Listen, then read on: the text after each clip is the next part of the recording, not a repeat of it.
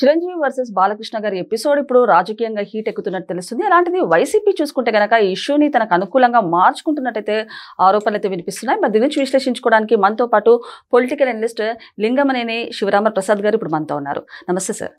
Sir, మరి ఇప్పుడు చూడొచ్చు అసెంబ్లీలో చిరంజీవి వర్సెస్ బాలకృష్ణ గారి ఎపిసోడ్ అయితే ఇప్పుడు పొలిటికల్ హీట్ అయితే ఎక్కుతుందని చెప్పొచ్చు. అలాంటిది ఈ ఎపిసోడ్ ఇష్యూని చూసుకుంటే గనక వైసీపీ నేతలు తమకు అనుకూలంగా మార్చుకుంటున్నారు, అడ్వాంటేజ్ తీసుకుంటున్నారంటూ కూడా వార్తలు అయితే వినిపిస్తున్నాయి. ఏమంటారు సార్ దీని గురించి? వైసీపీ నేతలు ఇష్యూని అనుకూలంగా తీసుకుంటున్నారంటే తీసుకుంటారు కదా ప్రతిపక్షంగా. అది వాళ్ళకు ఏదైనా అడ్వాంటేజియస్ పొజిషన్ ఉన్నప్పుడు దాన్ని తీసుకుంటారు. అవకాశం ఉంటే మిత్రపక్షాల మధ్య విభేదాలు సృష్టిస్తానికి కూడా వాళ్ళు ఏదో ఒక కార్యక్రమం చేస్తారు. అది మనం తప్పడతానికి కూడా లేదు. కాకపోతే ఇక్కడ ఓవరాల్గా చూస్తే ఇది చిరంజీవి వర్సెస్ బాలకృష్ణ గారి, బాలకృష్ణ వర్సెస్ చిరంజీవి కానీ అది కాదు ఇష్యూ. అసలు ఇక్కడ ఇష్యూ ఏంటంటే ఇవాళ చంద్రబాబు నాయుడు గారు నిన్న లెజిస్లేచర్ పార్టీలో కొంతమందిని పిలిచి మందలిచ్చారు. ఇది ఈ ఇష్యూస్ మీద ఇప్పుడు కాళహస్తి ఎమ్మెల్యే సుధీర్ రెడ్డి గారు కానీ, అట్లాగే బోండా ఓమ గారు కానీ విజయవాడ సెంట్రల్ కాన్స్టిట్యున్సీకి బాలకృష్ణ గారి ఎపిసోడ్ చెప్పడం జరిగింది. అట్లాగే ఇద్దరు ముగ్గురు ఎమ్మెల్యేస్ ఏం జరుగుతుంది అసలు, మీరు ఎందుకు ఈ విధంగా మాట్లాడుతున్నారు, వ్యక్తిగత విమర్శలు కూడా అసెంబ్లీలో చేసే పరిస్థితి ఎందుకు వస్తుంది అనేది అనడం జరిగింది. ఇప్పుడు అక్కడ ఏమంటున్నారంటే విప్లు ఏం చేస్తున్నారు, చీఫ్ విప్ ఏం చేస్తున్నాడు, లేకపోతే మంత్రులు ఏం చేస్తున్నారు అనేది. అయితే ఇక్కడ ఎప్పుడు గతంలో ఎప్పుడు లేని విధంగా, అంటే ఎప్పుడు మన టీడీపీ విషయానికి తీసుకుంటే టీడీపీ పార్టీ పర్టికులర్గా ఎప్పుడు కూడా అసెంబ్లీ సమావేశాలకు ముందు ఈ ఎమ్మెల్యేస్ని గ్రూపులుగా చేసి వాళ్ళకి కొన్ని విషయాల మీద అవగాహన కల్పించడం కానీ, అలాగే వాళ్ళు ఏ క్వశ్చనీర్ కూడా ముందే దాని మీద వాళ్ళకి అప్డేట్ ఇవ్వటం కానీ, వాళ్ళని కొద్దిగా ఎన్లైట్ చేయటం కానీ ఇవన్నీ జరిగేది. ఎప్పుడు ఆ పరిస్థితి ఉండేది గతంలో. అయితే ఇప్పుడు ఆ పరిస్థితి లేకుండా పోవటమే ఇవాళ ఈ పరిస్థితి కారణం అనేది నా ఉద్దేశం. అంటే పార్టీలో అలాగే ప్రభుత్వంలో బాధ్యతల పంపిణీ సక్రమంగా జరగట్లా. బాధ్యతల పంపిణీ జరగాలి. ఎవరు ఏ బాధ్యతలు ఇస్తున్నారో వాళ్ళు సక్రమంగా నిర్వహిస్తున్నారా, నిర్వహించట్లేదా, ఇది ఎప్పుడైతే అది లేకుండా పోయిందో ఇటువంటివే ఎరైజ్ అవుతుంటాయి. నిజంగా నిన్న మొన్న చూస్తే ప్రభుత్వం మీదే ఎమ్మెల్యేలు మాట్లాడతాం, అది అసెంబ్లీలో, అది కూడా ముఖ్యమంత్రి గారు అక్కడ ఉండగా. దాని అర్థం ఏంటి? ఇప్పుడు కామినేని శ్రీనివాస్ గారే నిన్న చిరంజీవి గారి ఇష్యూ కదా వచ్చింది. అసలు సభా నియమాల ప్రకారం సభలో లేని వ్యక్తి పేరుని చెప్పకూడదు. సభలో ఎవరైతే లేరో ఆ వ్యక్తి పేరు చెప్పకూడదు. సరే, జగన్మోహన్ రెడ్డి గారు సినిమా వాళ్ళని పిలిచారు, అవమానించారు, ఇంకోటి అంటే అంతవరకు చెప్పచ్చు తప్ప పేరు పెట్టి కామినేని శ్రీనివాస్ గారు చెప్పటం, దానికి వెంటనే మళ్ళీ బాలకృష్ణ గారు అదే పేరు పెట్టి రియాక్ట్ అవ్వటం, దాన్ని ఏదో తెలుగుదేశం పార్టీకి వైసీపీ దాన్ని అడ్వాంటేజ్ తీసుకుని చంద్రబాబు నాయుడు గారి మనసులో ఉన్న మాట బాలకృష్ణ గారి ద్వారా చెప్పించారనే మాట మాట్లాడతాం. ఈ అవకాశాలన్నీ ఎందుకు ఇవ్వటం ఒకటి. అసలు నిన్న మీరు ఒక విషయం తీసుకోండి, గతంలో తెలుగుదేశం పార్టీ ఇష్యూస్ ఏదైనా జరుగుతుంటే, మంచి కార్యక్రమాలు ఏదైనా జరుగుతుంటే ప్రభుత్వంలో డైవర్ట్ చేయడానికి జగన్మోహన్ రెడ్డి గారు ఏదో కార్యక్రమం చేయటమో, ఎవరొకరిని తిడటమో, లేకపోతే ఏదో ఒకటి చేయటమో జరిగేది. వైసీపీ మీద దుష్ప్రచారాలు చేయడం, ఏదో ఒకటి చేయడం జరిగేది. ఇప్పుడు వాళ్ళు మెదలకుండా కూర్చుంటే ఆ కార్యక్రమం తెలుగుదేశం పార్టీ వాళ్ళు చేస్తున్నారు. ఇప్పుడు నిర్ణయం తీసుకోండి, 16,347 మందికి డిఎస్సీలు జాబులు వచ్చినాయి, మెగా డిఎస్సీ. అది జగన్మోహన్ రెడ్డి గారు ఆయన హయాంలో డిఎస్సీనే ఇవ్వాల.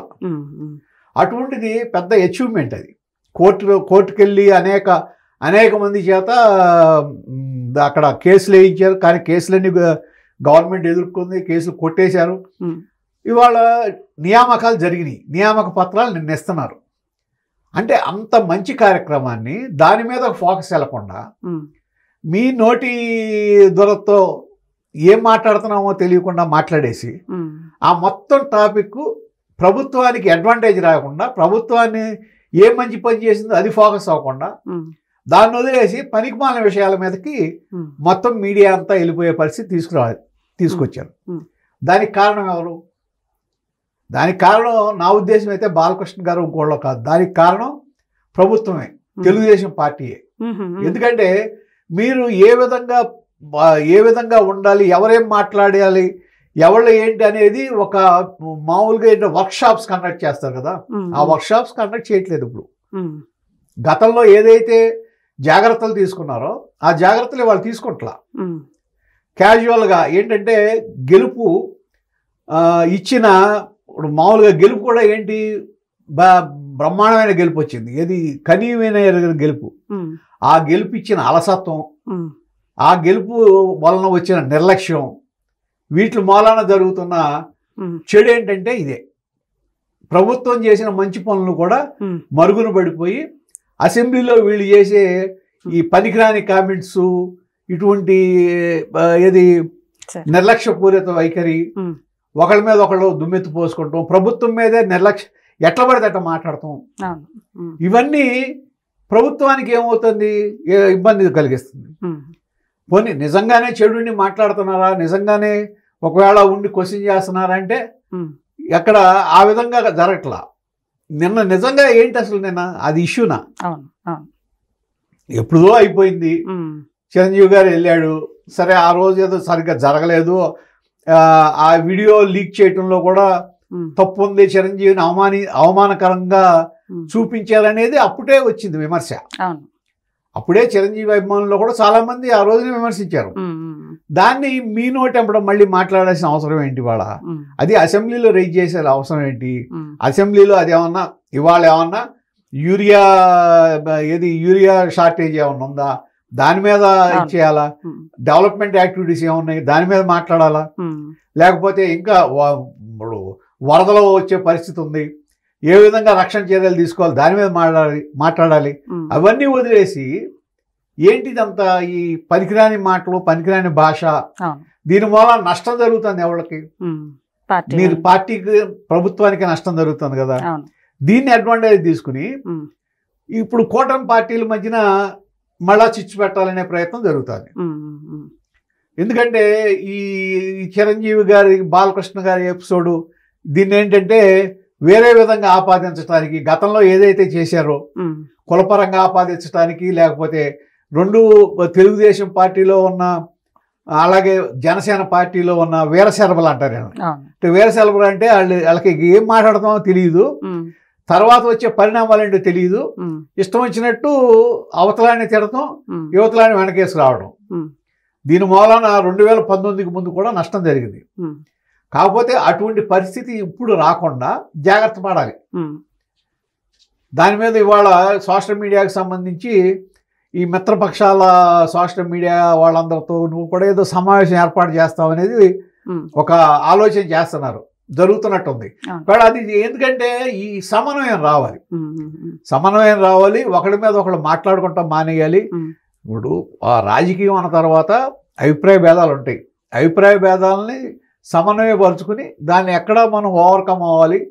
ఒకవేళ అక్కడ లోకల్గా నష్టం జరిగితే వెళ్ళిపోయి చంద్రబాబు నాయుడు గారికి చెప్పుకుంటావా, లేకపోతే సంబంధించిన మంత్రితో చెప్పుకుంటావా, సొల్యూషన్ తెచ్చుకోవాలి తప్ప అసెంబ్లీలో మాట్లాడి ప్రతిదాన్ని అసెంబ్లీలో గొడవ చేసి దాన్ని ఏంటంటే మీకు మీరే నష్టం చేకూర్చుకుంటే ఫలితమే ఉండదు. అండ్ ఇంకొకటి అంటే ఎమ్మెల్యేలు అంటే బాధ్యత రహితంగా ఉండాలి సార్, అలాంటిది పార్టీ లైన్ దాటి మాట్లాడుతున్నారు, అసలు ఏ విధంగా చూడొచ్చు అంటారు? బాధ్యత రహితం మీరు అంటున్నారు కదా, అవును, బాధ్యత లేకపోవటమే అది. ఇప్పుడు బాధ్యత ఉంటే మీ కాన్స్టిట్యున్సీలో ఏమున్నా, మీ కాన్స్టిట్యున్సీలో ఏం ప్రాబ్లమ్స్ ఉన్నాయి, ఇప్పుడు అక్కడ ఏం ప్రాబ్లమ్స్ జరుగుతున్నాయి, ఆ ప్రాబ్లమ్స్ సొల్యూషన్ ఏంటి, ఇవన్నీ మాట్లాడాలి కదప్ప. ఎంతసేపు మా దగ్గర సిఐని ట్రాన్స్ఫర్ చేయలేదు, సిఐని ట్రాన్స్ఫర్ చేయకపోతే అసెంబ్లీలోన చర్చించాల్సింది. ఓ లెటర్ పెట్టండి, హోమ్ మినిస్టర్ గారికి పెట్టండి, చీఫ్ మినిస్టర్ గారికి పెట్టండి, లేకపోతే బయట మాట్లాడతారు. అసెంబ్లీలో సిఐ ట్రాన్స్ఫర్ గురించి మాట్లాడతాం ఏంటి? ఇవన్నీ ఏంటంటే సిల్లీ కనపడతాయి, చిన్నపిల్లల మాటలాగా ఉంటాయి. ఇది గతంలో ఇప్పుడు చంద్రబాబు నాయుడు గారు ఇదివరకు చీఫ్ మినిస్టర్ ఉన్నప్పుడు కానీ అప్పుడు కూడా ఒక సీనియర్ మంత్రులతో లేదా పార్టీలో సీనియర్స్తో ఒక టీం ఏర్పాటు చేసి 5-6 వాళ్ళతో సమన్వయపరుచుకునేవాళ్ళు ఎమ్మెల్యేలని. ఆ సమన్వయపరుచుకున్నప్పుడు ఏమవుతుందంటే వాళ్ళ కోఆర్డినేషన్ వచ్చేది, ఎవరు ఏం మాట్లాడాలి, ఎవరు ఏ విధంగా మాట్లాడనేది ఒకటి. తర్వాత వీళ్ళ దగ్గర నుంచి ఫీడ్బ్యాక్, పార్టీ నుంచి దానికి సంబంధించిన ఫీడ్బ్యాక్ రావటం, ఇవన్నీ జరిగేది. అందుకని ఏంటంటే మీకు ఎప్పుడు సభలో చర్చలు అర్థవంతంగా ఉండే, అలాగే బయటకు కూడా ఏ విధమైన డిఫరెన్స్ కనపడే కాదు. ఇవాళ మాట్లాడే విధానం అంటే పూర్తిగా పార్టీని అసలు ఎమ్మెల్యేస్ని వదిలేసినట్టు కనపడతారు. అంటే కారణం ఏంటంటారు సార్? అప్పుడున్న దానికి ఇప్పుడున్న సిచ్యువేషన్కి అసలు కారణాలు ఏంటంటారు? అదే నిర్లక్ష్యమే. అంటే పార్టీ పరంగా కూడా నా ఉద్దేశం అయితే చంద్రబాబు నాయుడు గారు సరే, ఆయన ఏదో అభివృద్ధి కార్యక్రమాలు ఇవి ఉంటాయి. నెక్స్ట్ లోకేష్ గారు దీని మీద ఇది ఏదైతే ఎన్టీఆర్ గవర్నమెంట్ ఉన్నప్పుడు 95 నుంచి కానీ లేకపోతే 89 నుంచి కానీ ఎన్టీఆర్ గారు పార్టీలో అపోజిషన్ లీడర్గా ఉన్నా లేకపోతే ముఖ్యమంత్రిగా ఉన్నా, ఆ రోజు సమన్వయ బాధ్యతలన్నీ ఎమ్మెల్యేలు కానీ వాళ్ళని కానీ చంద్రబాబు నాయుడు గారు చూసుకునేవాళ్ళు. వాళ్ళ సమన్వయం చేయటం, వాళ్ళని కోఆర్డినేట్ చేసి తర్వాత వాళ్ళకి ఈ ఫీడ్బ్యాక్ ఇవ్వటం, ఏం మాట్లాడాలి ఏంటి ఆ వ్యూహం, ఇవన్నీ ఆయన చూసుకునేవాడు. ఇవాళ ఆయన ముఖ్యమంత్రి అయ్యారు కాబట్టి ఇవాళ ఆ పనులన్నీ ఎవరు చూసుకోవాలి? తర్వాత ఉన్న నాయకుడు చూసుకోవాలి. ఎవరు? లోకేష్ గారు చూసుకోవాలి. అంటే దాని మీద కాన్సన్ట్రేట్ చేయాల్సింది లోకేష్ గారు. కానీ అది అసలు ఎందుకు, అది అనవసరం అని అనుకుంటున్నారా? దాని వలన ఏముందలే అని అనుకుంటున్నారేమో. ఒక్కోసారి రాజకీయాల్లో చిన్న విషయం కూడా చాలా పెద్ద విషయం అయిపోయి చాలా చెడు తీసుకొస్తాం. అటువంటి పరిస్థితి రాకుండా జాగ్రత్త పడాల్సిన బాధ్యత నాయకత్వం మీద ఉంటుంది. ఈ విషయంలో లోకేష్ గారి చొరవ తీసుకుని మళ్ళా ఇటువంటివి జరగకుండా దాని మీద చర్యలు తీసుకోవాల్సిన బాధ్యత ఖచ్చితంగా ఆయన మీద ఉంటుంది. ఎందుకంటే చంద్రబాబు తర్వాత వారసులు ఆయనే కదా. దాన్ని ఎప్పుడైతే అసలు మీరు ఎమ్మెల్యేలతో ఆ విధమైన ర్యాపోర్ట్, ఆ విధమైన ఇది వాళ్ళకి అవగాహన కల్పించడం, వాళ్ళతో వర్క్షాపులు కండక్ట్ చేయించడం, ఇవన్నీ చేసినప్పుడు ఇటువంటి పరిస్థితి రాదు. నా ఉద్దేశం అయితే ఇది పార్టీ ఫెయిల్యూర్.